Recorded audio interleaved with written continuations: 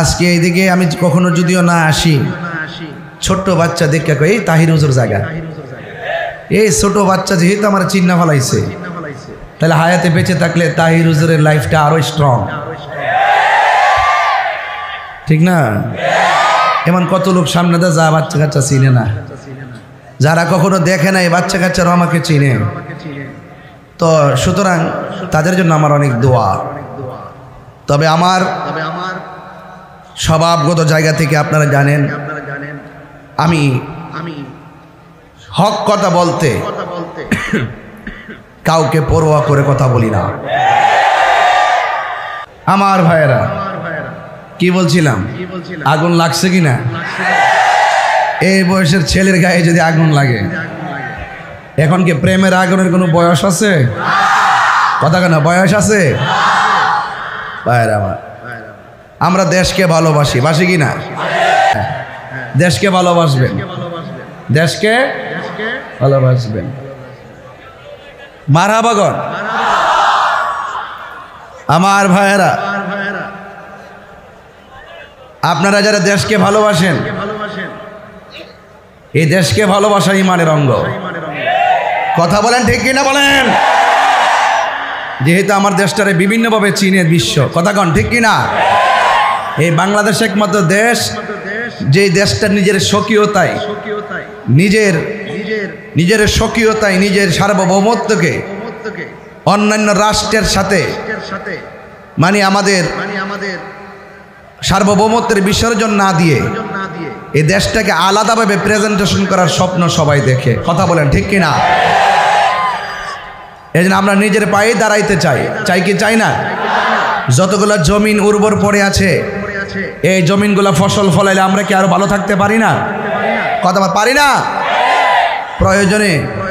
প্রয়োজনে আমরা রিক্সা চালাবো, প্রয়োজনে আমরা অটো চালাবো, প্রয়োজনে নৌকা চালাবো, কারেন্টের জাল নদীতে রেখে মাছ ধরবো। এটার মধ্যে কোনো লজ্জা? একজন আমার বলতেছে, হুজুর আপনার যদি এই মুহূর্তে ওয়াজ বন্ধ হয়ে যায় আপনি কি করবেন? আমি কইলাম আমি সিএনজি চালামো। এটা কি শরমের কিছু আছে? যাদের ফাওয়ার তোলে মাটি নাই, এরা নাকের মধ্যে বড় অহংকার। অহংকার ভালো জিনিস না, কথা ঠিক কিনা? আল্লাহ কাউরে এমপি বানাবে, মন্ত্রী বানাবে, এটা আমার হিংসা করে লাভ আছে? আমি তাহিরিক আল্লাহ বক্তাগিরি করার একটা সুযোগ দিচ্ছেন, এখন আপনাকে সুযোগ দিচ্ছেন গ্যারেজের মেকারি করতে, এটা কি আমার পক্ষে সম্ভব? এই জন্য এই জায়গাতে আপনি আমার বস। এই জন্য পৃথিবী কেউ না কেউর কাছে ধরা, শিল যত পাকোয়াস করে চুল কাটক না কেন, বলুন নিজের মাথা কি নিজের চুল কাটতে পারে? আরেকজনের কাছে যাওয়া লাগে না বাবা, লাগে না? লাগে। শিল কি নিজের চুল নিজে কাটতে পারে? হ্যাঁ, এমনি দিলে এমনি দেবো গা। হ্যাঁ, এই জন্য দুনিয়াতে যে যেভাবে চলুক না কেন, কেউ হাটে ঘাটে বাজারে রাস্তায় দেশে বিদেশে যে যেখানে চলুক, চলার পথের যে মূল্যবান হায়াত আল্লাহ আমরা দিয়েছেন, সেই হায়াত কি বাড়তেছে না কমতেছে? একটাকে বাড়তেছে। তোর বারবটি হয় মরার পরে ফ্রিজ রাখলে বাড়তেছে বলে, মানে মরার পরে ফ্রিজ রেখে দেবে 20-25 দিনের লাগে, এরপরে কবর টবর দিব আর কি না? হ্যাঁ, তো যাই হোক, আপনার গরমের মধ্যে অনেক কষ্ট করতেছেন। ইজ্জতের মালিক কেডা? বৃষ্টি বন্ধ রাখছে কে? একটু পরে বৃষ্টি নামলে কি অসুবিধা হইব? আমরা সুন্নিরা বৃষ্টি, ঝড়, তুফান কোনো বাধা আমাদেরকে আটকে রাখতে পারবে না, ঠিক কিনা বলেন? আল্লাহু আকবার জোরে বলেন। বলেন ওয়াজের বিষয় কি? খবর এবং আচ্ছা, এই ওয়াজটা কি খুব গুরুত্বপূর্ণ না ভাই? এই যে সামিয়ানা লাগাইছেন, কবর ভিতরে কিন্তু এক শ্রেণীর মানুষ পড়ে আছে। ইচ্ছে করলে আমি আপনি এখান থেকে হায়াতে বেঁচে থাকলে বাড়িতে যাব, কবরে যারা শুয়ে রয়েছে তারা কি আর আসতে পারছে? ওখানে গেলে কি আর ফিরে আসা যায়? আমার ভাইয়েরা, এই কবর কি আসল ঘর না নকল ঘর? আরো জোরে, আসল ঘর না নকল ঘর? এই জন্য আসল ঘরে যাওয়ার আগে আল্লাহকে চিনার দরকার আছে না নাই? আমার ভাইয়েরা, আল্লাহ রাব্বুল আলামিন কোরআনে বলেছেন, কুল্লু নাফসিন যায়িকাতুল মাউত, প্রত্যেক প্রাণীকে মৃত্যুর স্বাদ গ্রহণ করতে। কেউ আগে, কেউ কেউ দিনে, কেউ কেউ দেশে, কেউ বলেন হায়াতের মালিক কে? ওয়ামা তাদরি নাফসুম বিআইয়ি আরদিন তামুত। আল্লাহ বলে বান্দারি তুমি জানো না কোন জায়গায় তোমার মরণ হবে। এই আর্জেন্টিনা, এই এই এই তুই কই যাস? আর লইরা দেখিস, তোর খবর আছে। চল্লিশ একটা কাটা দিছে দোস না, পুরা খেতের লাইন ব। আল্লাহু আকবার কোন। আমার পুলিশ ভাইদেরকে অনেক ধন্যবাদ, যারা অনেক কষ্ট করেছেন দেখছি। আল্লাহ যেন এদেরকে হায়াত দারাজ করে, আমিন কর। এলাকার নেতৃস্থানীয় ব্যক্তিবর্গকে ধন্যবাদ, যাদের বদান্যতে আজকের এই মাহফিলটি বিভিন্ন ঘাত প্রতিঘাতের মধ্যে আজ বাস্তবায়ন হচ্ছে। কথা বলেন ঠিক কিনা? আল্লাহ রাব্বুল আলামিন বলেন তুমি তো জানো না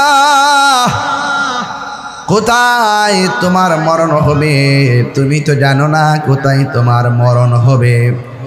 আমার দেশেও মরণ হতে পারে, বিদেশেও মরণ হতে পারে গো। আমার রাতের বেলাও মরণ হতে পারে, দিনের বেলা মরণ হতে পারে। এই মুহূর্তে আমাদের কাছে আজরাইল আসতে পারে কি পারে না?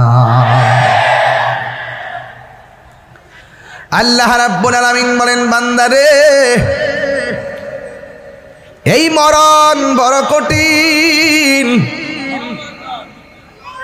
আল্লাহ বলে বান্দা তোর ভিতরে প্রাণ ছিল না, ছিলি একটা জড়দেহের মতন। আমি আল্লাহ তোর ভিতরে প্রাণ দিয়েছি, যাওয়ার পরে তুই জীবের মধ্যে অন্তর্ভুক্ত হয়ে গেলি। আপনারা জবান খুলে বলেন আমাদের নির্জীব শরীরটাকে সজীব বানাইছে কে? প্রাণহীন দেহটারে প্রাণ দিয়েছে কে?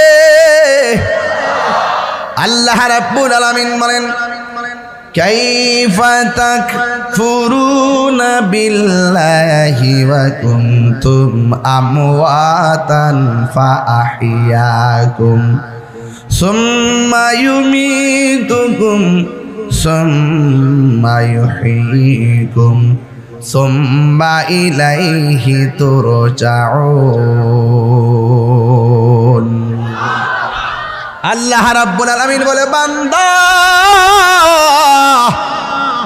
তুমি তো জানো না গো, তুমি আমি আল্লাহর কোন কোন নিয়ামতকে অস্বীকার করবা। তুমি ছিলে নিষ্প্রাণ, আমি আল্লাহ তোমারে প্রাণ দিয়েছি। প্রাণ দেওয়ার পরে আগ্রাবাদে কেউ কাউন্সিলর হয়ে গেল, মাতার বাড়িতে কেউ কাউন্সিলর হয়ে গেল, আবার কেউ মন্ত্রী হয়ে গেল, এমপি হয়ে গেল, কেউ তাহিরির মতন বক্তা হয়ে গেল, কেউ বিল্ডিং ঘরের মালিক, কেউ টিনের ঘরের মালিক। আল্লাহ কয় বান্দা আমি আল্লাহ তোরে প্রাণ দেওয়ার পর তোরে আল্লাহ তোরে আমি সম্পদের মালিক বানাইছি, তোরে আমি আল্লাহ বিভিন্ন পদের মালিক বানাইছি। আমি আল্লাহ তোর সব একটা থাবা মেরে শেষ করে দিব। ওই থাবার নাম হলো মৃত্যু। মৃত্যু মৃত্যু মৃত্যু মৃত্যু। আল্লাহ বলেন সুম্মা ইউমীতুকুম, অতঃপর আমি আল্লাহ তোরে মৃত্যু দিয়া সব বাহাদুরি বন্ধ করে দেব। যখন আমার ঘরের সামনে আজরাইল এসে যাবে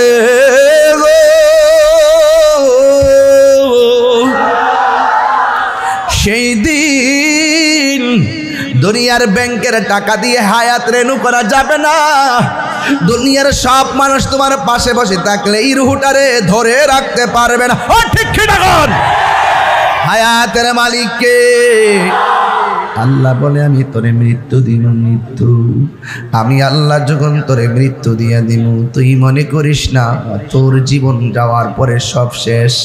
না রে না, না রে না, না রে না, না রে না। আমি আল্লাহ তোরে মরণ দেওয়ার পরে কবরে আবার জীবন দিব। জীবন দেওয়ার পরে আমি আল্লাহ তোরে এমন একটা ঘাটের মধ্যে ফালামো। আমার নবী আপনার নবী বলে কবর হইল আখিরাতের প্রথম মঞ্জিল। এই কবর যার ভালো হইয়া যাবে, হাসরের ময়দান তার ভালো হয়ে যাবে। এই কবরে যে ধরা খাইয়া যাবে, পুলসিরাতের ঘাটে ধরা খাইয়া যাবে, মিজানের পাল্লাই ধরা খেয়ে যাবে, হাসরের ময়দানে ধরা খেয়ে যাবে। এই কবরটা হলো আখিরাতের প্রথম মঞ্জিল। আমার নবীর একজন সাহাবী যার নাম হলো উসমান যুন্নুরাইন রাদিয়াল্লাহু তাআলা। উসমান কে চিনেননি? যার কাছে আমার নবীর দুইটা মেয়ের বিয়ে দিয়েছেন, যার কাছে আমার নবীর দুইটা মেয়েকে বিয়ে দিয়েছেন। এর মধ্যে একটা মেয়ের নাম হলো কুলসুম, আর একটা মেয়ের নাম হলো রুকাইয়া। উসমানের কাছে আমার নবী এত মজা পাইছে। আমার নবী বলে, ও পৃথিবীর মানুষ, আমার যদি আর একটা কন্যা সন্তান থাকতো, ওই মেয়েটাকেও আমি উসমানের কাছে বিয়ে দিতাম। আর বড় করে বলেন সুবহানাল্লাহ। ওই মেয়েটাকে আমি উসমানের কাছে বিয়ে দিতাম। আমার নবী উসমান যুন্নুরাইনকে জান্নাতের টিকিট দিয়েছেন রে বাবা। 10 জন সাহাবী জান্নাতের টিকিট পেয়েছেন, এর মধ্যে একজন হলো হযরত উসমান যুন্নুরাইন। বন্ধু, আপনি যে কোরআন শরীফ দেখতেছেন, এই কোরআন শরীফগুলা খণ্ড খণ্ড ভাবে লেখা ছিল। যার নির্দেশে এই কোরআনটা একত্রিত করা হয়েছে তিনি হলো রাহমাতুল লিল আলামিন। আর যিনি একত্র করেছেন, যাকে জামিউল কোরআন বলা হয়, তার নাম হলো হযরতে উসমান যুন্নুরাইন। আমার ভাইরা, ও আমার মাতার বাড়ির বাবা, ও আগ্রাবাদের বাবা, হালি শহরের বাবা, অক্সিজেনের বাবা, আরে যত জায়গা থেকে আসছেন গো, আপনারা আমার সঙ্গে আওয়াজ দিতে হবে। ওসমান যুন্নুরাইনের পাওয়ার কি কম না বেশি? আরো জোরে বলুন, কম না বেশি? ওই ওসমান যুন্নুরাইন যখন নামাজ পড়ে, নামাজের পরে তার চেহারাটা বড় আনন্দিত দেখা যায়। নামাজের পর তার চেহারাটা বড় আনন্দিত দেখা যায়। নামাজের পর তার চেহারাটা বড় আনন্দিত দেখা যায়। জিহাদের পরে তার চেহারাটা বড় আনন্দিত দেখা যায়। হ্যাঁ বন্ধুরে, এবার একটা জায়গায় গেলে ওসমান চোখের পানি ফালাইয়া ফালাইয়া কান্দে।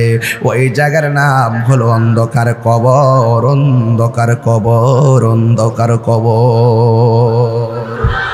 এবার উসমান যুন্নুরাইন রাদিয়াল্লাহু তাআলা আনহুকে প্রশ্ন করে, হে উসমান, সব জায়গায় গেলে আপনি আনন্দ থাকেন, কিন্তু কবরে গেলে আপনি কেন চোখের পানি ফালাইয়া ফালাইয়া কান্দেন? আপনি না জান্নাতের টিকিটওয়ালা? উসমান যুন্নুরাইন বলে, ও পৃথিবীর মানুষ, যিনি আমার টিকিট দিছে তিনি আবার কায়রা নয়া যাইতে পারে রে। এই কবর কেমন হবে আমি তো জানি না। আমার নবী বলেছেন, এই কবর হলো আখিরাতের প্রথম মঞ্জিল। জোরে জোরে কে আল্লাহু আকবার বলা যাবে না? আখিরাতের প্রথম মঞ্জিলের নাম কি? এই আওয়াজে মানি না, জোরে বলো নাম কি? এই ফ্যানটা আমার দিকে একটু দাও, আরেকটু দাও, আরেকটু দাও। ঠিক আছে, ঠিক আছে। আমার যুবক ভাইয়ারা, কি ভাষায় ওয়াজ করব? একজন জান্নাতের টিকিট প্রাপ্ত ওয়ালা উসমান যদি কবরের কথা চিন্তা করে কান্না করতে পারে, আজকে যারা আপনারা যারা মাতার বাড়ি এসেছেন, চট্টগ্রামের মানুষ, ওই কবরের চিন্তার দরকার আছে না নাই? আর বড় করে বলো, আছে না নাই? আমার নবী বলে, উম্মত, দিনে রাইতে যদি কেউ 20 বার মরণের কথা খেয়াল করে, আল্লাহ রাব্বুল আলামিন তার মরণটাকে শহীদের খাতায় লিখে দিবে। এই জন্য আমার নবী বলে, উম্মত রে, মরণটা কেমন জাননি? জীবন্ত বকরির গাই থেকে চামড়া তুললে যত কষ্ট হয়, এর চাইতে বেশি কষ্ট হয় আজরাইল যখন তোমার প্রাণ পাখিটারে ধরব। ও বন্ধু, বন্ধু রে, মরণ যখন তোমারে ধরে, হাড্ডিগুলা টাস টাস করে খুলে যাই, আবার আপনার রক্তগুলা পানি পানি হয়ে যায়। শুধুমাত্র তাই নয়, আপনার রগগুলো টাস টাস করে ছিঁড়ে যায়। এমন বুঝি অবস্থা আমার দাদার বাপের হইছে, এমন বুঝি অবস্থা আমার দাদারও হইছে, এমন বুঝি অবস্থা আমার বাবারও হইছে। এমন অবস্থায় বুঝি আমার আপনার জন্য অপেক্ষা করতেছে। আপনারা জবান খুলে বলেন হায়াতের মালিককে। আহা, এই জন্য আমার যুবক, আমার নবী আপনার নবী বলে উম্মত, আজরাইল যখন তোমার রুহটারে ধরবে এত অনুরোধ করবা, কিন্তু আজরাইল মানবে না। আজরাইলে বলবে তোমার কান্নার চাইতে আমার আল্লাহর হুকুমটাই হলো আমার কাছে সব চাইতে বড়। এ আব্বুরি, ও যুবক ভাইয়েরা, আমার নবী আপনার নবী রহমাতুল লিল আলামিন বলে গো, ইমানদার হলে মরণটা কবে সুন্দর। আপনারা বলেন আমরা কি ইমানদার না বেঈমান? আরো জোরে বলুন, আমরা কি ইমানদার না বেঈমান? ইমানদারের কাছে আজরাইল আসবে, ঘরের দরজার মধ্যে দাঁড়াইব, মাতার বাড়িতে দাঁড়াইয়া দরজায় দাঁড়াইয়া ইমানদার আজরাইলে সালাম দিব। এমন সালাম আমরা চাই কি চাই না? জীবনে এমপির সালাম দিলেন, মন্ত্রীর সালাম দিলেন, জীবনে বাবার সালাম নিলেন, বন্ধুর সালাম নিলেন, আজরাইলের সালামটা সেদিন কেমন লাগবে সহজেই বোঝা যায়। আজরাইল আইসা সালাম দিয়ে কি বলবে? ও আল্লাহর বান্দা, আল্লাহ আমারে পাঠাইছে তোমার রূহটা নেওয়ার জন্য। কি বলো? মাতার বাড়ি ইমানদার বলবে আজরাইল এত দেরি করো কেন? তাড়াতাড়ি লইয়া যাও, আল্লাহর সঙ্গে আর নবীর সঙ্গে দিদারের জন্য মনটা পাগল পাগল হইয়া রইছে।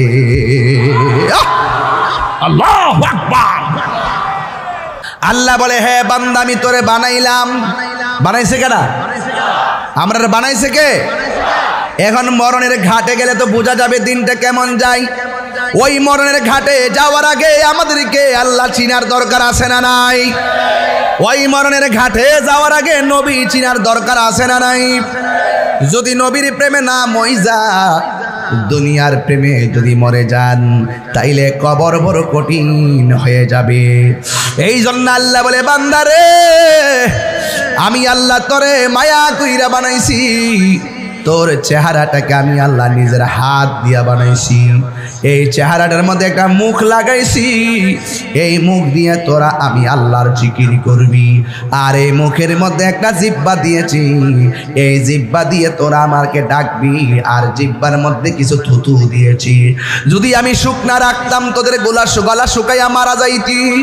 ও বন্ধু, আল্লাহ রাব্বুল আলামিন আমার চেহারাটা আপনার চেহারাটা বড় মায়া কইরা বানাইছে।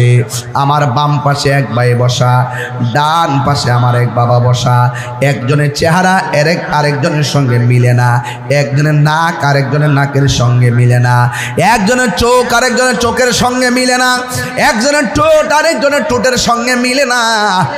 এবার একটু চিন্তা করে দেখেন, আমি তিনজনের কথা বললাম, অথচ এই জায়গার ভিতরে 15-20 হাজার মানুষ পুরুষ মহিলা মিলে, কিন্তু একটা বার খেয়াল করে দেখেন একজনের চেহারা আরেকজনের চেহারার সঙ্গে মিলে না, ঠিক কিনা? আল্লাহ বলে আমার বান্দারা আমি আল্লাহ তোর চেহারার মধ্যে একটা কপাল দিয়েছি, কপাল। তোরা আমি আল্লাহ পাকের দরবারে কপালটারে নাক করে জমিনে লাগাইয়া আমি আল্লাহর হাজিরা দিবি। তোরা যদি দৈনিক 5 ওয়াক্ত যদি হাজিরা দেস, আমি আল্লাহ তোদেরকে আমার বান্দা থেকে বন্ধু বানাইয়া নিব। ওই রকম হাজিরা যারা দিছে তারা খাজা গরিবে নওয়াজ হয়ে গেছে। কথা বলেন ঠিক কিনা?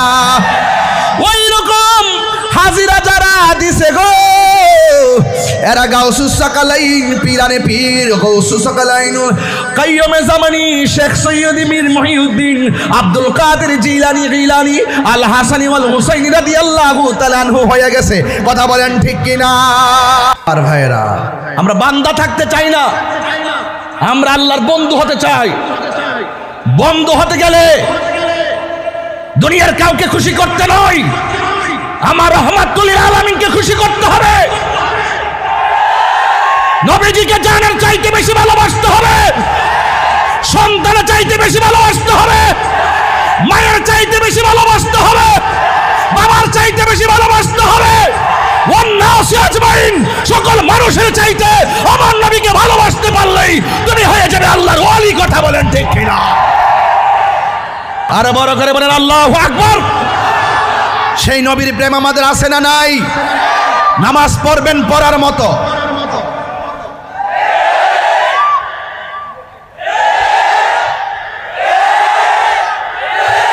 নামাজ পড়বেন পড়ার মতো, রোজা রাখবেন রাখার মতো, হজ করবেন করার মতো, জিকির করবেন করার মতো, মানবিক কাজ করবেন করার মতো, যেখানে লোক দেখানো হবে না, যেখানে লৌকিকতা হবে না, দুনিয়ার কোনো মানুষকে নয় আল্লাহকে সন্তুষ্ট করতে গিয়ে আমার রবকে সেজদা দিবেন। কথা বলেন ঠিক কিনা? বলেন আমার রবকে সেজদা দিতে হবে, দেওয়ার মতো দিতে হবে। এই জবান দিয়ে যার জিকির হবে, এই জবান দিয়ে সুদের টাকা ঢুকতে পারে না। এই জবান দিয়ে যার দুরূদ হবে, এই জবান দিয়ে গাঞ্জা খাওয়া চলবে না। এই জবান দিয়ে যার জিকির আওয়াজ হবে, এই জবান দিয়ে গালিগালাজ চলবে না। হাত তুলে বলো ঠিক কিনা বলো। আপনাদের কি বলছি, আপনাদের কি বলছি, এমন হতে পারে আজকের মাহফিল কাহারো জন্য জীবনের শেষ মাহফিল। আজকের মাহফিল আমাদের জন্য শেষ মাহফিল হতে পারে কি পারে না? আজকে বড় খুশি, আমরা সবাই খুশি। এর চাইতে বেশি খুশি হলো অন্ধকার কবরে যারা শুয়ে আছেন তারা। ঠিক কিনা বলেন? অন্ধকার কবরে যারা শুয়ে আছেন তারা আজকে অনেক খুশি।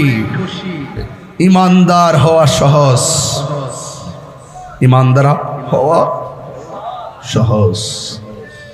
ইমানদার হয় কারা? আমার রাসূল বলেন আলা আলা ঈমান আল ঈমান লা মুহাব্বাত আলাহ। যার অন্তরে আমি নবীর মহব্বত নাই তার ঈমান নাই। যার ঈমান নাই তার নামাজের দাম নাই। যার ঈমান নাই তার রোজার দাম নাই। যার ঈমান নাই তার হজের দাম নাই। ঈমান আছে তো আল্লাহ আছে। আল্লাহ বলতেছেন বন্ধু আপনাকে ভালোবাসলেই আমি আল্লাহকে ভালোবাসা হয়ে যাবে। সুতরাং আল্লাহ মানা নবী মানা নয়, নবী মানলেই আল্লাহ মানা হয়। কথা বলেন ঠিক না বেঠে? আমরা সুন্নিরা যারা নবী নবী করি, জশ্নে জুলুস পালন করি, এরা আমাদেরকে বেদাতের ফতোয়া দেয়। এই বেদাত এখন আর খায় না। তোমরা বেদাতের সংজ্ঞা নির্ণয় করতে ব্যর্থ হয়েছ। তোমরা বেদাতের প্রকারভেদ চিহ্নিত করতে ব্যর্থ হয়েছ। তোমরা ঢালাওভাবে বেদাত বেদাত বলে বলে সেই বেদাতে হাসানাকে নিকৃষ্টতার কাতারে নিয়ে যাওয়ার চেষ্টা যখন করেছ, তখন আমরা দলে বলে রাজপথে লক্ষ লোক মাঠে নেমে প্রমাণ করে দিয়েছি জশ্নে জুলুস পালন করা দলিলের ব্যাপার না, এটা মহব্বতের ব্যাপার। তাহলে ইমানের দাম কম না বেশি?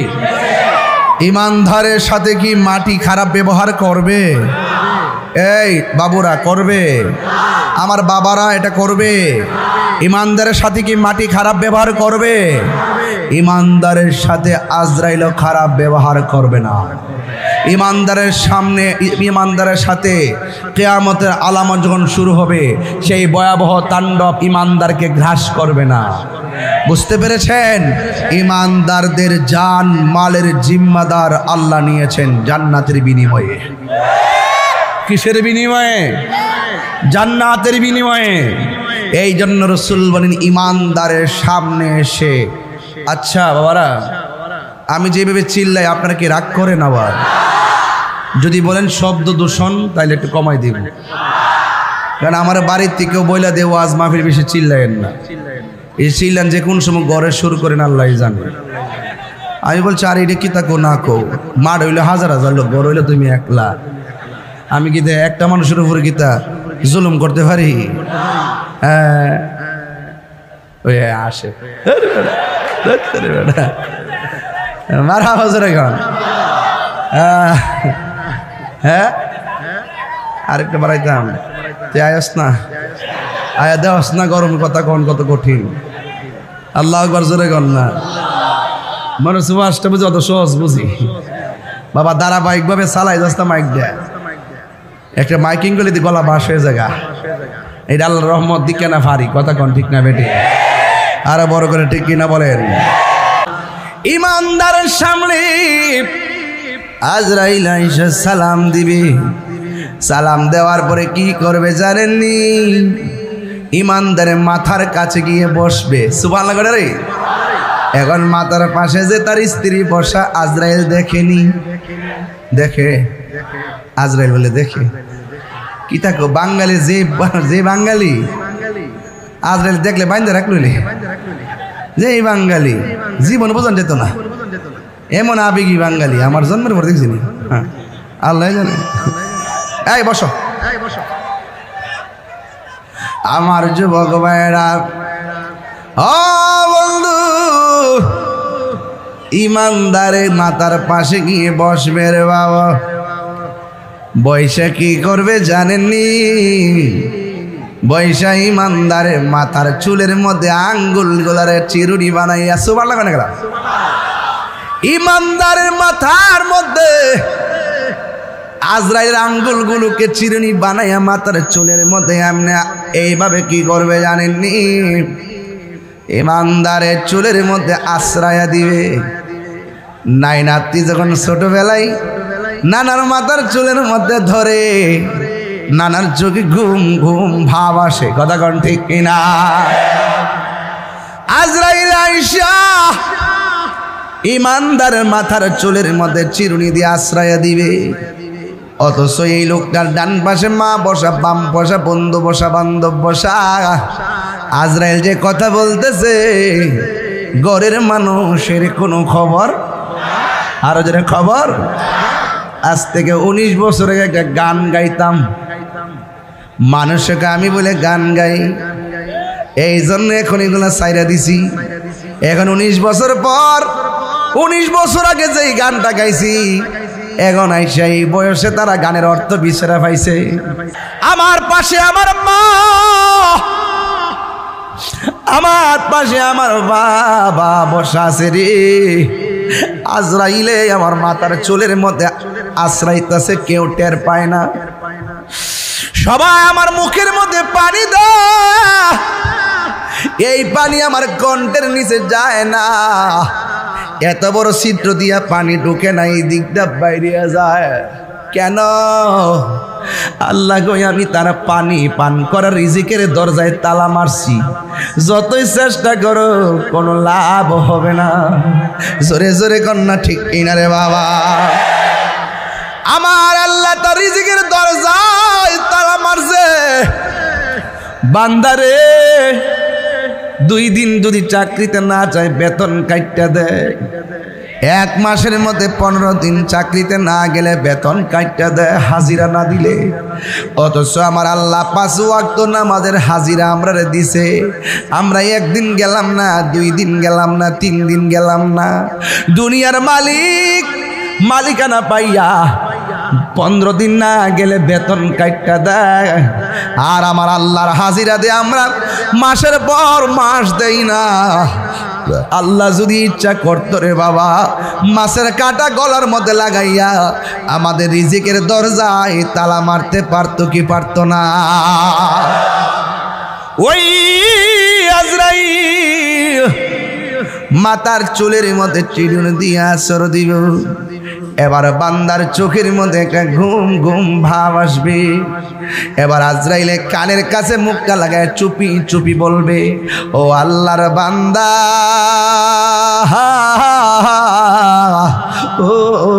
ও আল্লাহর বান্দা আমি কিন্তু এমনি কোথাও আসি না আমি আসছি আল্লাহ হুকুম করেছেন তোমার হোটারে নিয়ে যাওয়ার জন্য তুমি কি বলো ইমানদার বলবে আজরাইল আর দেরি কইরো না গো আমার হোটারে লইয়া যাও আমি যারে দেখার জন্য পাগল তারাতে রুহ নিয়ে আমার সেই ব্যবস্থা করে দাও আজরাইলে যেই মাত্র রুহুর মধ্যে ধরব এই মুহূর্তে আল্লাহ জান্নাতের একটা ফেরেশতারে ডাক দিয়ে বলে ও আমার ফেরেশতা জান্নাতের মধ্যে যা এদিকে তাকান জান্নাতের মধ্যে যা। জান্নাতের মধ্যে যাইয়া সাদা রঙের একটা কাফন কাফন, একটা কাপড় লয় কাপড়। এই কাপড়টা লইয়া ওই বান্দার চোখের সামনে দাঁড়াবি। কোন বান্দার ঘরের দরজার সামনে সাদা কাপড় নিয়ে দাঁড়াইয়া থাকবে, আর হাতের মধ্যে একটা আতরের বোতল থাকবে। আল্লাহ বলবে, ফেরেশতারে আজকে এই আমার প্রেমিক বান্দার রুহটা কবজ করবে। যেই মাত্র রুহটা কবজ করবে, আজরাইলের হাত থেকে তোমার হাতে আনবা, আইনা জান্নাতের সাদা কাফন দিয়া এই রুহটারে বাইন্ডিং করবা। সুবহানাল্লাহ কন্যা গিল্লাইয়া এই রুহটারে বাইন্ডিং কইরা তুমি আসমানের দিকে একটা উড়াল দিবা। ওই ফেরেশতা মাতার বাড়ি ঘরের দরজায় এসে দাঁড়ায় গেছে। আজরাইলে মুমিনের জান সার্জারি করতেছে, রুহটা নিতে দেরি। ওই জান্নাতের ফেরেশতা তার এই কাফনের ভিতরে রুহটা নিয়ে গেল। রুহটারে নিয়ে তিনি আসমানের দিকে উড়াল দিল। প্রথম আকাশের মধ্যে গেল, ইয়া আইয়াতুহান নাফসুল মুতমাইন্নাহ ইরজিই ইলা রাব্বিকি রাদিয়াতাম মারদিয়াহ ফাদখুলি ফি ইবাদি ওয়াদখুলি জান্নাতি। প্রথম আকাশের মধ্যে ফেরেশতা যাবে, আজ ওই ফেরেশতারা সালাম দিবে। দ্বিতীয় আসমানের মধ্যে যাওয়ার পর ফেরেশতারা জিগাইব, তোমার হাতে কি? ওই মাতার বাড়ির ইমানদারের রূহ নিয়ে আইছি। মাতার বাড়ির ইমানদারের কথা শুনতে দেরি, ফেরেশতা সালাম দিতে দেরি করবে না। তৃতীয় আকাশের মধ্যে গেল, মাতার বাড়ির ইমানদারের রূহটা দেখবে। দেখার পরে তৃতীয় আসমানের ফেরেশতা সালাম দিব, চতুর্থ আসমানের ফেরেশতা সালাম দিব, পঞ্চম আকাশের ফেরেশতা সালাম দিব, ষষ্ঠ আকাশের ফেরেশতা সালাম দিব গো। ওই শব্দ আকাশের মধ্যে যাবে, যাওয়ার পরে সালাম দিব। এবার আল্লাহ বলবে, ফেরেশতারা তোমরা সপ্তম আকাশ পাড়ি দিয়েছো, এখন বলেন হুজুর সপ্তম আকাশটা কেমন? এক নম্বর একটা আসমান বানাইছে আমার আল্লাহ লোহা দিয়া, আর একটা আসমান বানাইছে আল্লাহ পাথর দিয়া, আর একটা আসমান বানাইছে আমার আল্লাহ স্বর্ণ দিয়া, আর একটা আসমান বানাইছে ইয়াকুত দিয়া। ও বন্ধুরে বন্ধুরে, ও মাতার বাড়ি রে বাবা,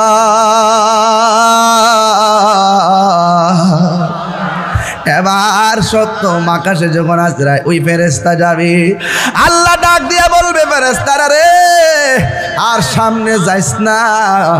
আমি আল্লাহ ইমানদারের রুহটারে রাখার জন্যে আমি আল্লাহ একটা বাড়ি বানাইছি, বাড়ি বানাইছি, বাড়ি বানাইছি। ইমানদারের জিম্মাদারিত্ব কার? আল্লাহ বলবে, ও ফেরেশতারা আমি আল্লাহ একটা বাড়ি বানাইছি সপ্তম আকাশের উপরে। এখন বলবেন হুজুর বাড়িটার নাম কি? বাড়িটার নাম হলো ইল্লিন। কোরআনের মধ্যে ইল্লিন আর সিজ্জিন আছে না নাই? বাড়িটার নাম হলো ইল্লিন। আর এই দিক দিয়া রুহু তো আল্লাহ নিয়ে গেছে, মাতার বাড়ির মানিক মিয়ার বডিটা ঘরে পড়ে আছে।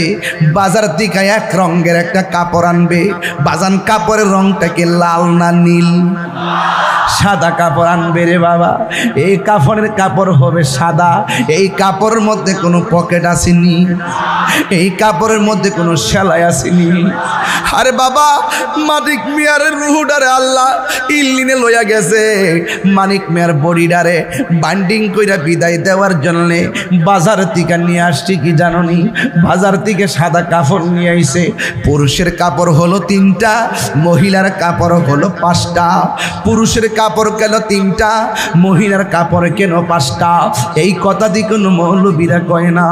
ও বন্ধুরে বন্ধুরে, ও বাবা,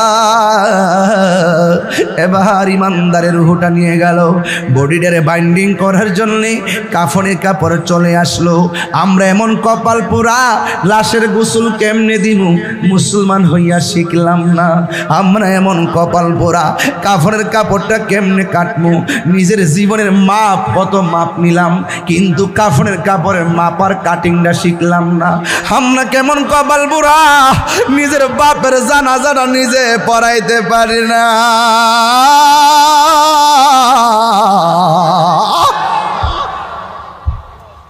আমরার মতো কপাল পোড়া আর কেউ নাই রে। হে আমার বাবা, মসজিদের মধ্যে একটা খাট আসিনি রে বাবা, ওই খাটটা প্রতিদিন আমরা মসজিদে দেখি, একটা বার ভাবি নাই খাটের মধ্যে আমার কইরা আসল বাড়িতে লই আইব, ওই খাটটা সময় মতো আমার বাড়িতে চলে যাবে। আমার বাড়িতে চতুর্দিকে কাপড় টানাইব, টানাইয়া বড়ই পাতার গরম জল করব। হাইরে কত রঙের পাতা দেখলাম, বাঁশ পাতা, তাল পাতা, কত পাতা দেখলাম, বড়ই পাতার গরম জল দিয়া কেন গোসল দেওয়াই, এই কথা দিয়ে কোনো মৌলবীরা কয় না। হাইরে এবার গরম জল করে সাবান দিয়া দৌত করে, আঙ্গুলগুলা খিলাল করে, যদি একটা বার সময় পান মাতার বাড়ির বাবা, কেউ যদি মারা যায় গোসলের ভিতরে ডুববেন, ডুইকা ডুইকা গোসল না করানো অসুবিধা নাই, শুধুমাত্র তাকাইয়া তাকাইয়া দেখবেন মানিক মিয়া দোকানে চা খাইছে, মানিক মিয়া রিক্সা চালাইছে, মানিক মিয়া চাকরি করছে, মানিক মিয়া নামাজ পড়ছে, এই মানিক মিয়ার দেহ থেকে রুটা জগর বার হইয়া গেছে গো। এই গোসলখানায় গিয়া ডুইকা দেখবেন মানিক মিয়া এইভাবে পয়রা রইছে, এইভাবে সোজা হইয়া পয়রা রয়েছে, হাত লড়াইতে পারে না, পা লড়াইতে পারে না, টুট লড়াইতে পারে না। একটা বার গোসলখানায় যাইয়া দেখবেন মানুষটা কেমনে তরতাজা হইয়া পয়রা রয়েছে, ডান কাত দিকে বাম হইতে যাইতে পারে না। ও চট্টগ্রামের বাবা, আগ্রাবাদের বাবা, মাদার বাড়ির বাবা, দুনিয়া অহংকারের জায়গা নয়। মইরা গেলে বাজারে বুঝবেন দেহটার কোনো দাম নাই। ও বন্ধুরে, গরম পানি দিয়া জল করতেছে, বেশি গরম পানি দেয় না, বেশি ঠান্ডা পানিও দেয় না, কত মায়া। এই কথা আমি প্রায় মাহফিলের মধ্যে বলি, বেশি গরম পানি দেয় না, বেশি ঠান্ডা পানিও দেয় না, কত মায়া। আবার জুড়েও টিপ দেয় না, কত মায়া।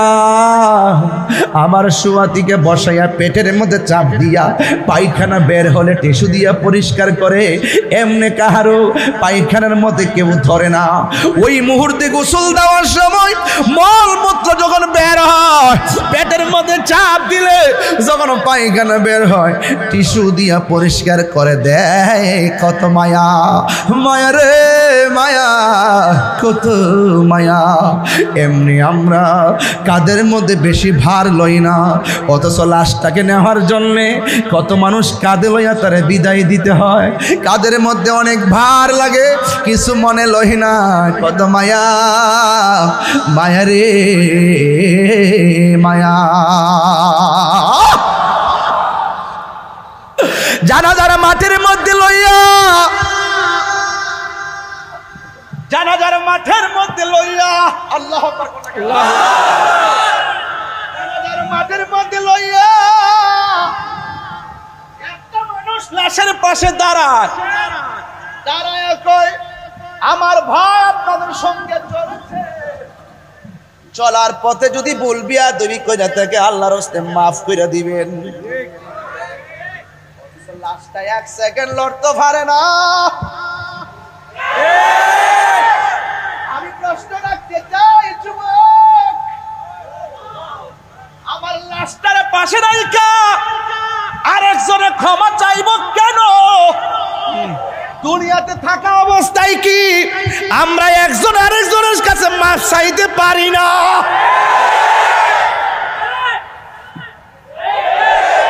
আমরা কি বলতে পারি না, বন্ধু তুমি অনেক কষ্ট দিছি, আব্বা আপনার অনেক কষ্ট দিছি, আম্মা আপনার অনেক কষ্ট দিছি, ও দোকানদার ভাই আপনারে বড় কষ্ট দিছি, ও মসজিদের কমিটি আপনারে বড় কষ্ট দিছি। আমরা কি বলতে পারি না ভাই রে? ও ভাই, কাদের মধ্যে লাশ নিয়ে গুরুস্থানে যাই রে, দুইজন কবরের নামে কি নামে না, দেশ না রে হাতে দে, কত মায়া কত মায়া, মাটির মধ্যে টাপ মাইরা ফালায় না, ব্যথা লাগবে কত মায়া। আমার নবী আপনার নবী বলেন, মৃত মানুষের সঙ্গে এমন জোর করে প্রহার করা যাবে না যে তারা ব্যথা পাবে। আর আমি কোন দেশে বাস করলাম, কবরের দিকে লাশ তুইল্লা গায়ের মধ্যে আগুন ধরাইয়া দে, এমন মানুষ সমাজে বাইরিয়া গেছে। কথা বলেন ঠিক কি?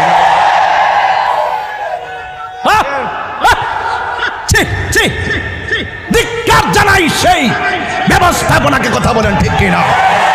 ধিক্কার জানাই তাদের আদর্শকে, ঠিক কিনা? ধিক্কার জানাই তাদের চেতনাকে, ঠিক কিনা? ধিক্কার জানাই তাদের অমানবিকতাকে। কথা বলেন ঠিক কিনা? যাদের কাছে কবরের লাশ নিরাপদ না, তারা কখনো ধর্মের রিয়েল হিরো হতে পারে না।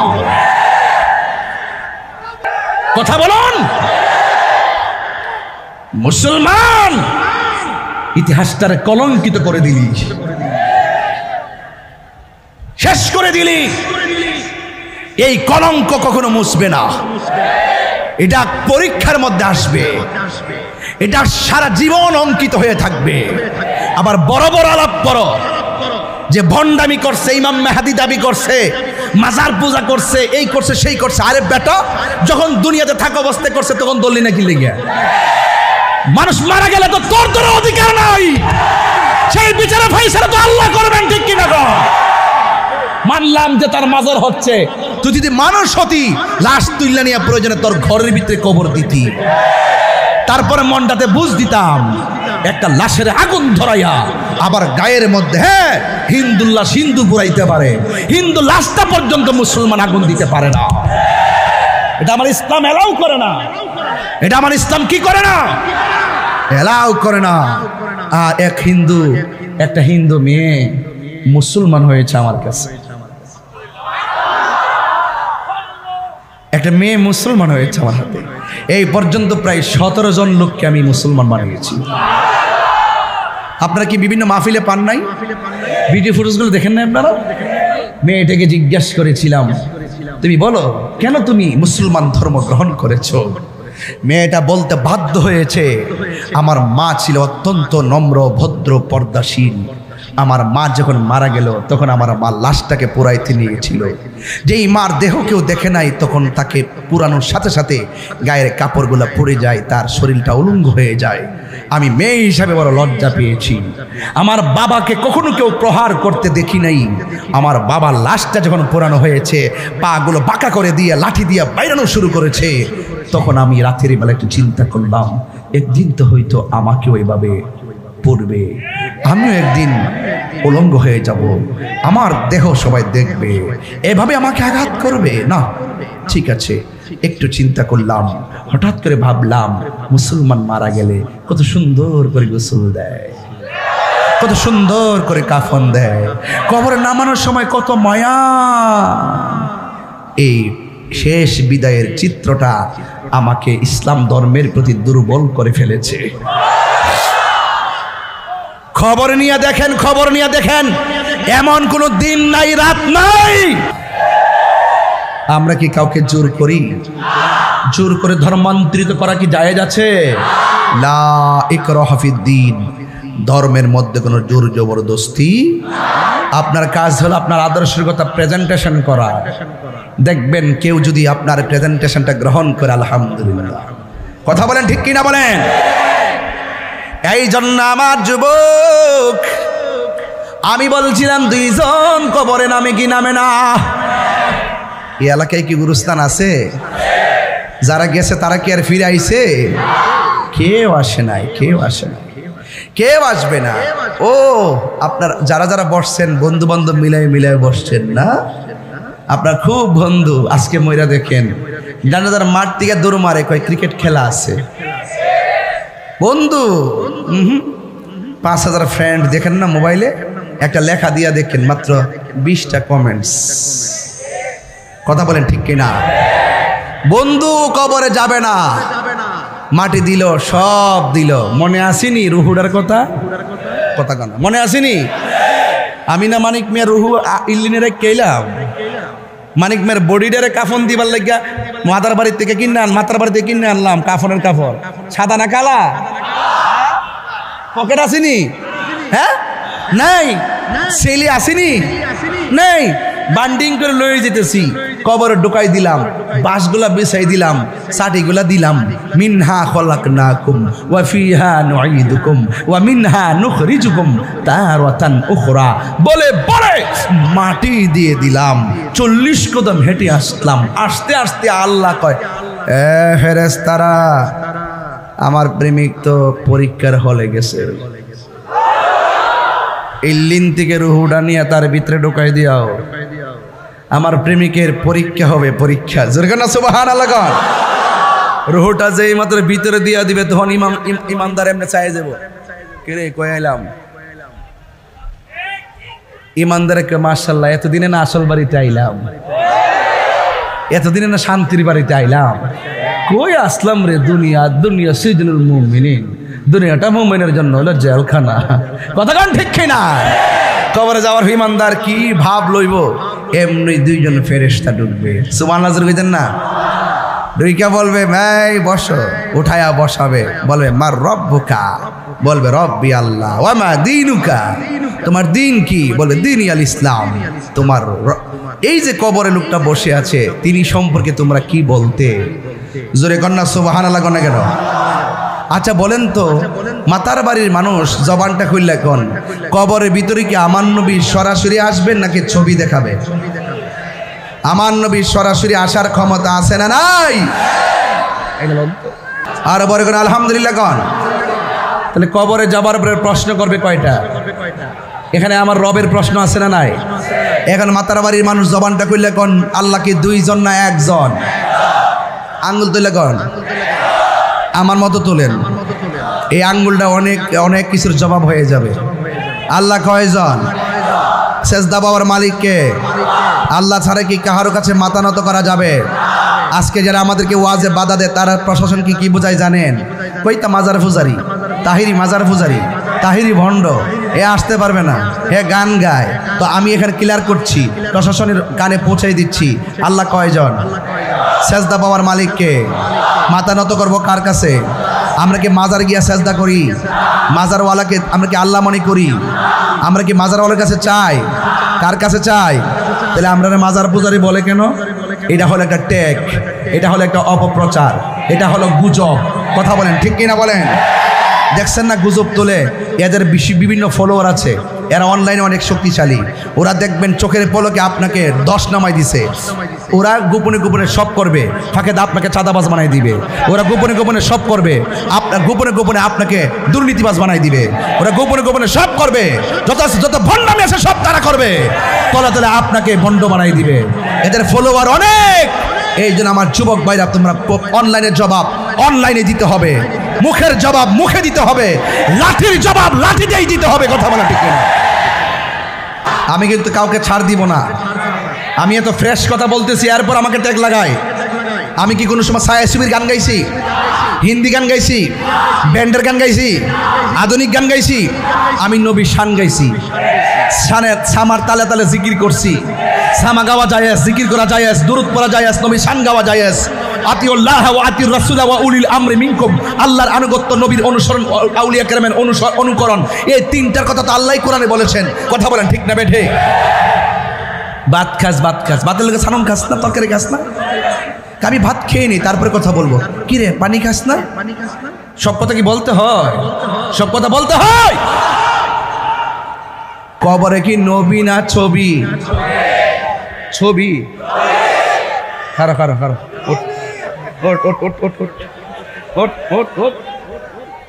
কবরে কি নবী না ছবি?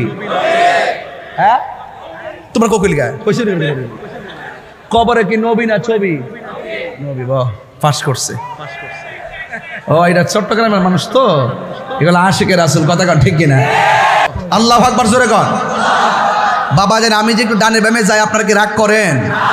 আমি ডানে বামে যাই কেন? সব তো আমার বয়সের লেভেলের মানুষ বেশি, এই জন্য তাদের মাধুরীতে মিশে আমি কথা বলতেছি। এই তরুণ যোদ্ধা যদি আমার সাথে থাকে, ইনশাআল্লাহ 24 ঘন্টার ভিতরেই তো আমরা মাদক 24 কিলোমিটার মাটির নিচে ঢুকাই দিতে পারবো। পারবো কিনা বলেন, আরো যারা পারবো কিনা। এখন সবাই মিললে আকীদা ঠিক করেন। কেন বলতেছি, কারণ আছে। এত বড় দাড়ি নিয়া মাথার মধ্যে এমনি রুমাল দে, শাইখ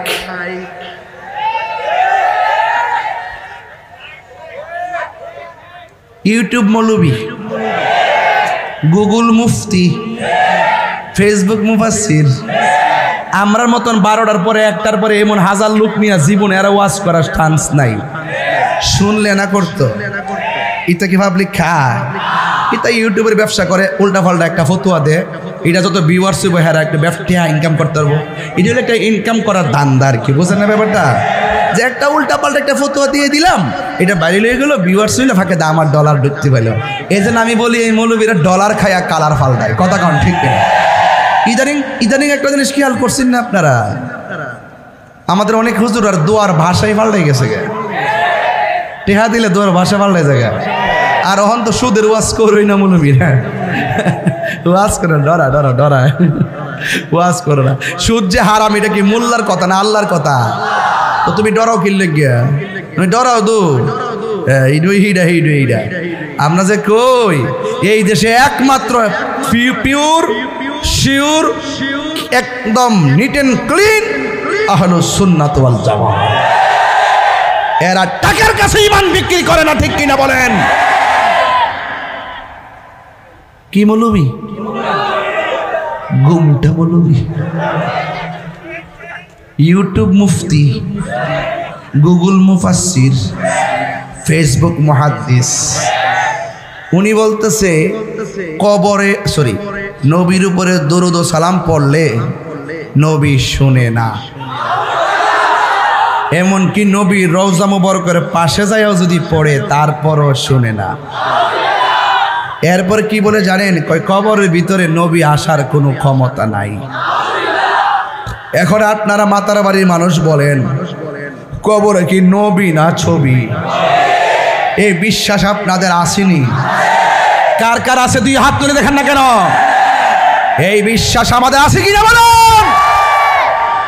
কবরে নবী আসার ক্ষমতা আছে তো ইনশাল্লাহ। যারা এই বিশ্বাসটা করবেন দেখবেন মা বাপ চাইরা কবরে গেছেন, দেখবেন আমার নবী দুই হাত তুলে আপনাকে রিসিভ করবে। আরো বড় করে বলেন সুবহানাল্লাহ। এখন মাতার বাড়িতে গুরুস্থান আছে কিনা? কয় বছর আগের গুরুস্থান? কয় বছর হইব? 200 বছর। কয়শো বছর? ইতিহাস জানবেন না একটা। কবর দেওয়ার পরে 3 দিন পরে আপনার নাকটা পচে যাবে। সারা জীবন মনে করছেন ফ্যাটটা মনে ফুটটা জায়গা, ঠিক না? এই নাকটা পচে যাবে। নাকটা সর্বপ্রথম এটা নরম, পেটের ভিতর থেকে কীড়াগুলা এই নাক দিয়ে প্রথম বের হবে, পোকাগুলা বাইরে বাইরে সবাই খবর দিবে একটা দারুণ খাবার পাইছি, তাড়াতাড়ি আসো। পোকামাকড় লাইন দিয়ে কবরে ঢুকবে। 3 দিন পরে নাকটা পচে যাবে। 6 দিন পরে আঙ্গুলের নখগুলা খুলে যাবে। 9 দিন পরে মাথার চুলগুলো পড়ে যাবে। এরপরের স্টেপটা চোখগুলা খুলে যাবে। এরপরে পেটটা ফেটে যাবে। এরপরে হাড্ডি থেকে গোশতগুলো ছেড়ে দিবে। এরপরে আপনার হাড্ডির যে জোড়া একের পর এক পাট পাট পরে থাকবে। বাবা জানলে বলছিলাম গুরুস্থানের বয়স কত? তিনি বললেন 150 বছর। এখন ইতিহাস বলতেছে আপনার আজকে থেকে 60 বছর আগে যে মারা গেছে, 60 বছর যখন পূর্ণ হয় একটা মানুষের হাড্ডিও কবরে আর বাকি থাকে না, সব মাটির সঙ্গে মিশে যায়। তার মানে কি আমার দাদা যদি মরে গিয়ে থাকে, আমার দাদার বাপ যদি মরে গিয়ে থাকে, কি হয়ে গেছে? কি হয়ে গেছে? তো আমার দাদার যেই দশা আমারও কি আরেক দশা হবে নাকি? এই জন্য যুবক প্রশ্ন আছে, আপনার হাড্ডি পচে গেল, আপনার বডি পচে গেল, আপনি যাই বলেন না বলেন, যত অপবাদই দেন না কেন, ওই ফাগলার যে কবর থেকে তুলছেন 14 দিন পরে বেড়ার কিছুই হইছে না। কার ভিতরে কিতা আছে, কোন কারণে পড়ছে না, কিরে হইছে না, যেমন আসিনে মনে হয়, এটা কেডা জানে? বেশি মাওলানাগিরি দেখায়ও না। গুমটার তলে ফুংটার বাসা, কথা কোন ঠিক কিনা? নামাজ পড়লে জাহান্নামে যাবে, রোজা রাইখে জাহান্নামে যাবে, হজ কইরা জাহান্নামে যাবে। একমাত্র ভিতরে রিয়া, অহংকার আর বেনামাজি আর বেঈমানের কারণে। কথা বলেন ঠিক কিনা? বেটা তুমি কাকে কি বলতে চাইতেছো? কাকে কি বলতে চাও? আমি জানি, মন করলাম সে ভণ্ড, যে হোক না কেন। দলিলে কি বলে? আজ থেকে প্রায় 400 বছর আগে কবর দিছে এক জায়গায়, নদী ভাঙ্গে গেছে, দেখতেছে ওই নদীর মধ্যে লাশ, যেমনে কাফন দিছে এইভাবেই রয়েছে। মাটি একজনকে খাইয়া শেষ করে লা, আবার কাহারও দেহের মধ্যে মাটি স্পর্শ করা, পোকামাকড় স্পর্শ করা আল্লাহ হারাম করে দিয়েছেন। এরা বান্দা, তুমিও বান্দা, আপনিও বান্দা, আমিও বান্দা। তো আপনি বান্দা কবরে যাওয়ার পরে পচে গেলেন, আর ওই বান্দা এখনো 750 বছর পরও ওই কবরে জিন্দা কিভাবে? তার দেহের মধ্যে পচন ধরে নেই কেন? তিনি বলছেন, আমার জীবনটাকে মোস্তফার কদমে কুরবান করে দিয়েছি। একটা হলো বান্দা আর একটা হলো বন্ধু। বান্দা আর বন্ধু এক জিনিস। এবার আসেন দলিলে কি বলে। দলিলে কি বলে? এই কবরে 100 বছর, 500 বছর, 1000 বছর মানুষ পড়ে থাকবে। এমন একটা সময় আসবে যেই সময়ের ভিতরে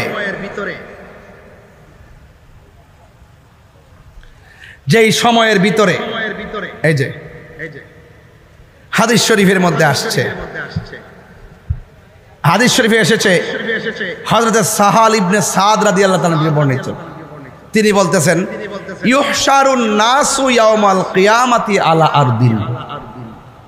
সব মানুষ কবরে যাওয়ার পর একদিন এই মানুষগুলো কিয়ামতের সম্মুখীন হবে। আর কিয়ামতের সম্মুখীন হওয়ার পর ইউহশারুন নাসু ইয়াউমাল কিয়ামাতি আলাল আরদিন, একটা জমিনের মধ্যে তাদেরকে একত্রিত করা হবে। বাইদা আফরা, ওই ময়দানের যে মাটি হবে, এই মাটিটা হবে পুরা মাটি। হুজুর কোন মাটি? বলে না কোন মাটি? কাউরসাতিন নাকি। এই মাঠের মধ্যে কোনো গাছপালা থাকবে না। লাইসা ফিহা আলামুন লি আহাদিন, এটা সবার জন্য সমান হবে।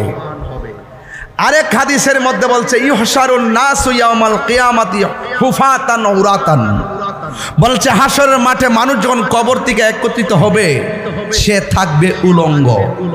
কি থাকবে? তার পায়ের মধ্যে কোনো জুতা থাকবে? কথা বলেন, তার পায়ের মধ্যে কোনো জুতা থাকবে না। কুলতু, আয়েশা সিদ্দিকা বলেন, আমি জিজ্ঞেস করলাম, ইয়া রাসূলুল্লাহ, আন-নিসাউ উযলা ওয়া রিজালান জামিআ, রিজালু জামিআ। ইয়া রাসূলুল্লাহ, নারী এবং পুরুষ এভাবে একত্রিত হবে। ইয়ানজুর বা'দুহুম ইলা বা'দিন, একজন আরেকজনকে দেখবে। এটা কেমন মাঠ?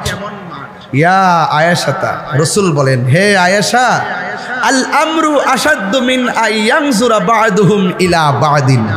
আয়েশা রে, তুমি যে বলতেছো একজন আরেকজনকে দেখবে না, কবর থেকে মানুষ যখন উলঙ্গ অবস্থায় পুরা মাটির মাঠে গিয়ে একত্রিত হবে, যেই মাঠে কোনো গাছ থাকবে না, মাথার 8 বিঘা উপরে সূর্য থাকবে, নিচের পুরা মাটিটা হবে তামার মতন, আর মাথার 8 বিঘা উপরে 12টা মুখ নিয়ে যখন দিবে তাপ, তখন 1 সেকেন্ডের জন্য কাহারো দিকে তাকাইবার সময় পাবে না। চিৎকার মেরে কি আল্লাহু আকবার বলবেন না? এসা এইভাবে ঘাটটা বাঁকা করে তারা হাসরের মাঠে যাবে। একজন আরেকজনকে দেখার কোনো সুযোগ পাবে না। আয়েশা বলেন, ইয়া রাসূলুল্লাহ, বড় কঠিন মাঠ হবে গো। আমার আল্লাহর হাবিব বলে, উম্মত, ওই সূর্যের তাপ যখন তোমার মাথার মধ্যে লাগবে রে, বাতের মার যেমন করে ছিটে টকবক করে ডানে বামে ছিটে ছিটে পড়ে, তোমার মাথার মগজগুলো এমনভাবে ছিটে ছিটে ডানে বামে পড়বে। সেই দিন মা সন্তানকে পরিচয় দিবে না, সন্তান মাকে পরিচয় দিবে না। সবার জবানের ভিতরে একটা মাত্র স্লোগান, নাফসি নাফসি বলে কান্না করবে, নাফসি নাফসি বলে কান্না করবে, নাফসি নাফসি বলে কান্না করবে। এমন একটা মাঠ, এই যে এদিকে তাকান, কেউ গিরা পানিতে সাঁতার কাটবে, কেউ হাঁটু পানিতে সাঁতার কাটবে, কেউ কোমর পানিতে সাঁতার কাটবে। এই পানিগুলো কর্ণফুলীর পানির মতন ঠান্ডা হবে না, এই পানিগুলো দুনিয়ার আগুনের চাইতে 70 গুণ গরম হবে সেই পানি। ওই পানির মধ্যে তারা একেবারে সাঁতরাইব, আল্লাহরে ডাক দিয়া বলবে, আল্লাহ ও আল্লাহ গো, আর সহ্য করতে পারি না। একদিন নয়, 2 দিন নয়, হাসরের ময়দানে একদিন দুনিয়ার 50,000 বছর, এমনভাবে হাসরের ময়দানে 50,000 বছর মানুষ গরম পানির মধ্যে দাঁড়ায়া থাকবে। ওই কঠিন মুসিবতে একজন নবীকে তাকায়া দেখবে, দাঁড়ায়া রইছে, জিজ্ঞাসা করবে, ও নবী, আপনি আমাদের আদম নবী, আমাদের আদি পিতা, মেহেরবানি করে আমাদের জন্য একটু সুপারিশ করেন না। আদম নবী বলবে, আমি পারবো না। আল্লাহ আমারে বলছে গন্ধম খাইতে নিষেধ করলো, আমি গন্ধম খেয়েছিলাম, যদিও আল্লাহ আমারে ক্ষমা করেছে, এখন আমার মধ্যে ভয় কাজ করে। আদম নবী বলে নাফসি নাফসি, ইব্রাহিম নবী বলে নাফসি নাফসি, জাকারিয়া নবী বলে নাফসি নাফসি, ইউনুস নবী বলে নাফসি নাফসি, সব নবীগণ নাফসি নাফসি বলে কাঁদবে। ও যুবক, কেন নামাজ পড়বেন জানেননি? কারণ হাসরের ময়দানে সর্বপ্রথম হিসাব হবে নামাজের হিসাব। এই জন্য নামাজ পড়ব। বেনামাজি হইয়া কবর গেলে নবী বলে কবরের 2 পাশের মাটি তোমাকে চাপা মারবে। আর হাসরের ময়দানে নামাজের হিসাব না দিয়া একটা কদম সামনে যেতে পারবে না। অর্থ কোন পথে ব্যয় করছো এই হিসাব না দিয়া সামনে যেতে পারবে না। যৌবন কোন কালে ব্যয় করছো এই তুমি যদি এই হিসাব না দাও, একটা সেকেন্ডও সামনে যাওয়া যাবে না। সবার মুখের মধ্যে নাফসি নাফসি। আল্লাহর হাবিব বলেন, ওই কঠিন মুসিবতের সময় কিছু কিছু মানুষের গায়ের মধ্যে একদম আগুনের শিকল দিয়া তারে বাইদা রাখা হয়েছে। নবী আমার ডাক দিয়া বলে, আল্লাহ আকবার জোরে হবে, নবী আমার ডাক দিয়া বলবেন, আল্লাহ গো আল্লাহ, এরা কারা গো যাদেরকে ওই শিকল দিয়া বেঁধে রাখা হয়েছে, আগুনের শিকল দিয়া তাদেরকে পোড়াইতেছে গো। আমার নবীকে আমার আল্লাহ ডাক দিয়া কয়, ও বন্ধু, এরা কারা জানেননি? এরা হলো দুনিয়ার ওই সমস্ত বান্দা বান্দি যারা দুনিয়াতে মা বাবারে কষ্ট দিয়েছে। যুবকের দল পায়ের মধ্যে হাত দিয়া বইলা দিয়া যায়, এখনো সময় আছে রে বাবা। মা বাবা যারা বেঁচে আছে কখনো কষ্ট দিয়েন না। আমার মতো বাবা হারাইলে বুঝবেন বাবা হারা ব্যথা কত কঠিন, কথা কোন ঠিক কিনা? আরে কত ঈদ যাই, কত ঈদ যাই নতুন জামা লাগা, মা বাপ ছাড়া ঈদ কি মজা লাগে। কত কোরবানি যায়, গলা ভর্তি করে গোশত খায়, কিন্তু মা বাপ না থাকার কারণে মনে শান্তি লাগে না। নবী আমার ডাক দেয়া বলে, উম্মত, রিদার রব্বি ফি রিদাল ওয়ালিদাইন ওয়া সাকাতুর রব্বি ফি সাকাতিল ওয়ালিদাইন। পিতামাতার সন্তুষ্টিতে আল্লাহর সন্তুষ্টি, পিতামাতার অসন্তুষ্টিতেই আল্লাহর অসন্তুষ্টি। এখন আপনারা জবান করে বলুন, আমরা মা বাবার খেদমত চাই কি চাই না? কারা কারা চান 2 হাত তুলে দেখেন ইনশাআল্লাহ। নারে তাকবীর, নারে রিসালাত। কি বুঝাইছি? কি বুঝাইছি জানুনি? মার প্রশ্ন করছো, মা বলো না মদিনা কোথায়? মদিনায় যাবার। নবী বলে, উম্মত, তুই যদি তোর মায়ের চেহারার দিকে একবার যদি নেক নজর তাকাস, আমার আল্লাহ তোর আমল নামাই কবুল হজের সওয়াব দিয়ে দিবে। আল্লাহু আকবার। আল জান্নাতু তাহতা আকদামিল উম্মাহাত, মায়ের পায়ের নিচে সন্তানের জান্নাত। বলছিলাম রাসূল বলছেন হাসরের মাঠে মার অবাধ্য সন্তান যারা, এই মুহূর্তে যদি আমি আমার ভাই নাম নাকি সালাউদ্দিন ভাইকে নিয়ে, আর বাবা আপনার নামটা জয়নাল আবেদিন বাজানকে নিয়ে এই মুহূর্তে যদি আমি বাতার বাড়ি ঘরে ঘরে যাই, দেখবেন 70% নালিশ আমাদের কাছে আসবে, সালাউদ্দিন ভাইয়ের কাছে আসবে, জয়নাল সাহেবের কাছে আসবে, আমার কাছে আয়েশা বলবে হুজুর ওয়াজ তো করেন, আমার সন্তান তো আপনার সামনে বসেই ওয়াজ শুনে, কিন্তু আমার সন্তান আমার সঙ্গে ভালো ব্যবহার করে না। 70% ঘরের ভিতরে সন্তান যারা মা সম্মান পায় না, 70 কেন 90% ওই সন্তানের পরিবারের দ্বারা, সন্তানের বউয়ের দ্বারা তার মা ভালো আচরণ পায় না। কথা বলেন ঠিক কিনা? চুল পরিমাণ মূল্যায়ন করে না। যেই শাশুড়ি, যেই মা মনে করেছিল সন্তানকে বিয়ে করানোর পর আমাকে আমার ছেলের বউ আমাকে উজুর পানি বানিয়ে দিবে, আজকে খবর নিয়ে দেখলাম উজুর পানি বানাইবো দূরের কথা, পয়সা খাওয়ার পানি দেয় না। জামাটি থাকুক আর না থাকুক এমন একটা চাপ দিব, 5,000 টাকার শাড়ি কিনে দিলে চলতো না, 20,000 টাকার শাড়ি কিনে দিতে হবে। আবার যদি জামাই যদি আলাদা কিনে নিয়ে আসে, গালটা ফুলে রাখবো, আমার পছন্দ হয়েছে না। জামার যেমন আয় স্ত্রী চিন্তা করতে দিব না। আমার জামাই যতটুকু বেতন পায়, 20,000 বেতন পায়, ছেলে মেয়ে আছে, সংসার আছে, মা বাপ আছে, সব 20,000 বেতনই পায়। এখন শাড়ি যদি মার্কেটিংটা যদি এবার কিন্তু 50,000 লাগবো। ঈদের আগে একটা বাড়ি মারে, এবার কিন্তু আমার 50,000 টাকা নিচে হইতো না। এগুলো করবেন না। স্বামী যদি একটা 300 টাকার শাড়ি কিনা দেয়, মনে রাখবেন এটা 3 লক্ষ টাকার শাড়ি। ঠিক কিনা বলুন? আরো জোরে বলুন। আর বোর মার্কেট করতে যাঠি হই, সব মার্কেট করে, কিন্তু মার কেনাকাটাটার মনে থাকে না। কাম্মা আমার মনে নাই, আব্বা কয় পুত্রে মন লাগতো না, পাঞ্জাবি জিরা সিটা নতুন ওই বালিশ নিচে দিয়া সকালে আয়রন কইরা ফইরা জাগা। ঠিক না বাজান? বিদেশ থেকে সন্তান আইলে সর্বপ্রথম মা তার চেহারার ফাইল তাকায়, আর বউ তাকায় হাতের দিকে কয়টা ব্যাগ আনছে।